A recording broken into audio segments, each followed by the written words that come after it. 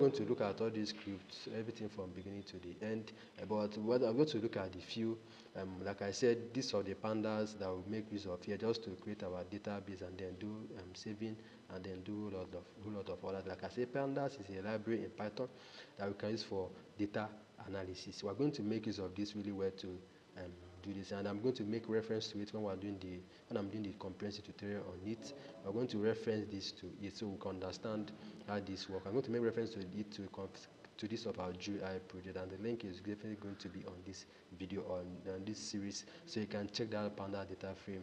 I can say so pandas library up, so you can actually understand what we did here. They're not really hard here. Here we just try to check whether the user and the password that and username we entered, whether it exists on our database. Here we're just printing out the Facebook login successful. If it's on a real life scenario, we'll be redirecting you to a particular URL where we can get other informations.